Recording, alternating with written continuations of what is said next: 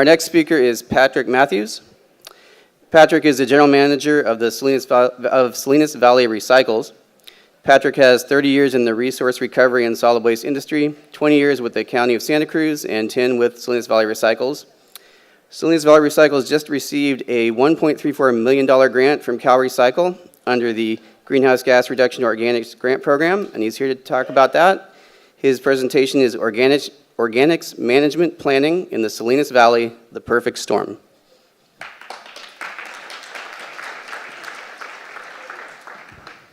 Well, a little bit about our agency real quickly. We're a joint powers agency. We represent 5 cities in the eastern side of the unincorporated county of Monterey.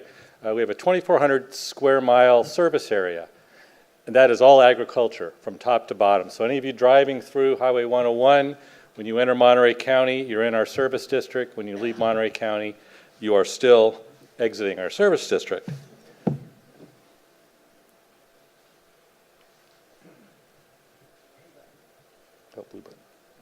So I won't spend a lot of time on mandates, but part of every storm is the beginning of the storm. It starts out with a little rain, a little bit of wind. And of course, that rain and wind is AB 1826 and SB 1383. These 2 mandates have created a new set of requirements for our agency.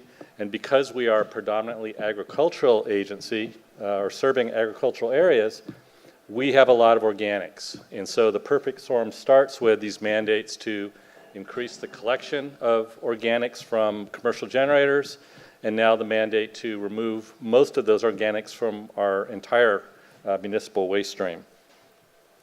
So our program requires a couple of different things. First is the collection side. We have our status quo program today, which is really just a chip and grind. We primarily bring in green waste from the curbside program. We bring in self-haul materials and some select large generator food waste.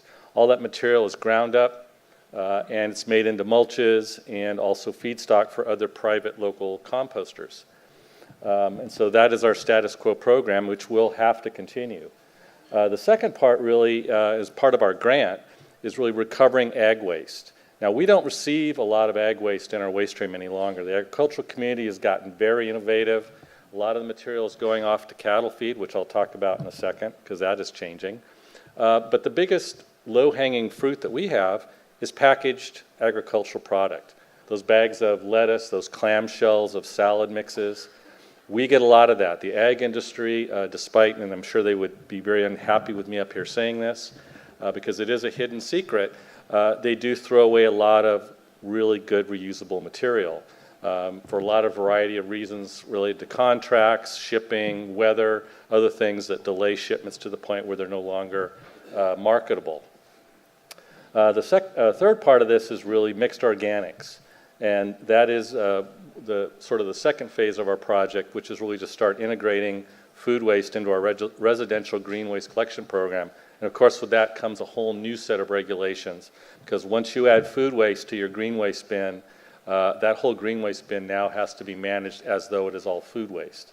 And those regulations are fairly extensive, as we all know. And then finally, the last piece of it is new technology. Our agency has been looking long and hard and working with the USDA over the last 10 years on some new technologies, one that would actually allow us to recover any additional embedded organics that are left in the waste stream, as well as recover paper fiber for remanufacturing in California markets. So the next piece is really the grant part of it, and this is our expanded organics processing. So what we've determined today, the perfect storm, is really becoming a hurricane. And it's not just managing what we currently have, but it's anticipating what we see coming down the road, which is upon us very quickly. So the first part is we're going to maintain our chip and grind operations. We still have a lot of demand for our product, both in the mulch markets. We are blessed to have an organics processing partner who also happens to be a very, very large commercial landscaper in the Bay Area. So they have a built-in demand for mulches, chips, and other materials that can be incorporated without composting. But because of the growth of our planning and because of the 2 new waste streams, the tsunamis that are coming at us, We will likely be adding satellite facilities strategically located within our service area to continue that chip and grind and production of mulch and maintain a diversified market.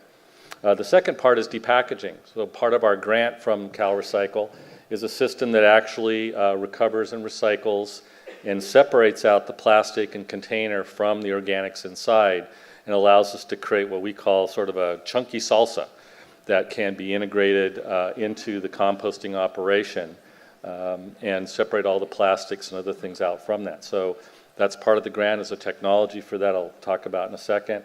And then finally the last piece is going with an advanced composting system, an extended aerated static pile system. We're doing that for two reasons. One, turnaround. It processes materials 3 times as fast as conventional windrowing. And 2, space. We can produce and process a lot more material in a much smaller space, keeps our footprint small, and we can operate within our existing facilities. So it's just a quick snapshot. This is the debagger or the turbo separator by Scott.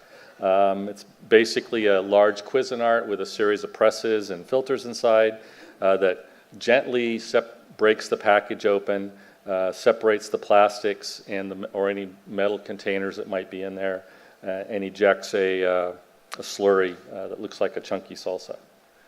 And then we'll be using, again, the extended aerated static pile system, which is really just an accelerated system that injects air into the compost piles that will be in large bunkers and maintains constant pressure and aeration to minimize VOC production and also to speed up that process. So here's the fun part of the presentation. So I know it's after lunch, and everybody's a little tired, and I hope discussions around cannabis doesn't make the rest of you tired. But I'll tell you, between my teenage years in the 70s and early 80s and today, cannabis from the 70s and cannabis today are two very, very different creatures. Salinas Valley will probably be one of the largest growing regions and production regions in the state of California as far as cannabis goes. We are already the salad bowl of America. We're now going to be simply the bowl of America. So those of you that all laugh, we all know that you got that joke.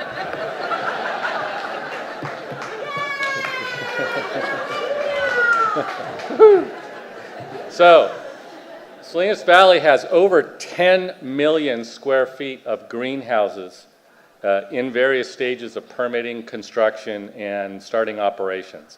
We don't know exactly how big this waste stream is going to be. We might be way off by a factor of 10, but we're figuring 10 to 20,000 tons a year of additional waste streams. And it is not an organic waste stream like any of us think of. It's very complex, from stems, root balls, the things that they grow the plants in. The soil itself is a whole nother separate process we're going to be going through to reclaim, re-stimulate, and resell the soils back into the industry or into other agricultural industries. So it's very complex, and we are deep into this process with the local industry and developing policies and practices to make it simple for the industry to integrate into our organics program.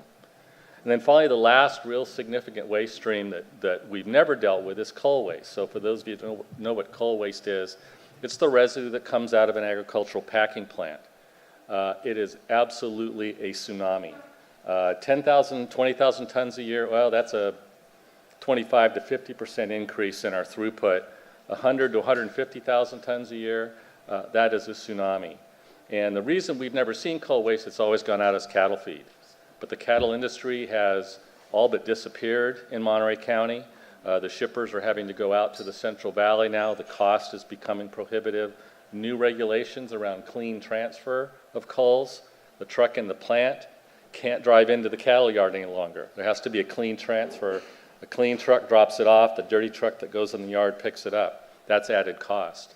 We're starting to see these culls coming back into the system. There are some things going on right now in the county that are not quite appropriate. Some people trying to find a quick end around for this, but ultimately this is going to come onto our plate and again is part of our long-range planning. So today you heard about phase one.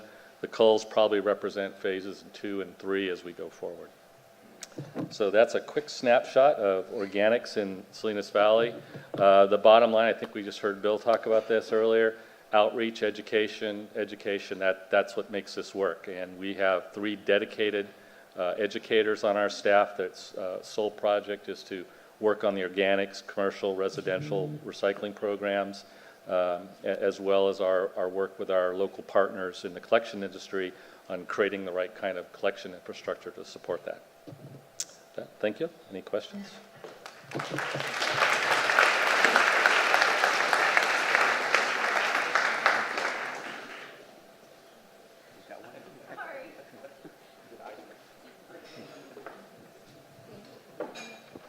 Your new system, you mentioned that it'd be able to separate the plastic from the food, and then you said, or metal. So can it also take canned goods? Yes, it can. It can actually do glass, but the glass shatters too much. But we've seen them run, unfortunately and sadly, a whole case of beer through as a demonstration to show You know, it could have been crap beer. it cleanly That's separates it, and you don't have a lot of carryover of any because of the shredding system is not very heavily destructive on the packaging. So. Yeah. There's another one in the back. I saw this one up here. Maybe if you can meet me. Yeah, there we go. Hi. So one of the things I've been working on campus with research, zero waste research, is compostable plastics in particular, and it's very unclear as to like if they are compostable. I know in static aerated piles it's even tougher to compost plastic, or the compostable plastics in particular, because it's a shorter turnaround time, and most of these compostable plastics require 120-day cycles and everything. But I was wondering if you had enacted any programs within expanding your organics facility to help compost plastics, such as like the compostable plastics. Well, I'll be the first one to say we have tried both. I've tried both at home in my own composting system with our worms. PLA is not really compostable within the structure of the systems we have available to us today. It really does create a long-term problem in the compost. It looks like plastic, it feels like plastic, and when you have finished product with it in it, it looks like it's been contaminated with plastic. So we're not doing anything specifically on PLA, but we're definitely interested in looking at that as we see other opportunities for keeping that specific waste stream segregated from our organics program. But current conventional organics, it's very difficult. All right, thank you very much.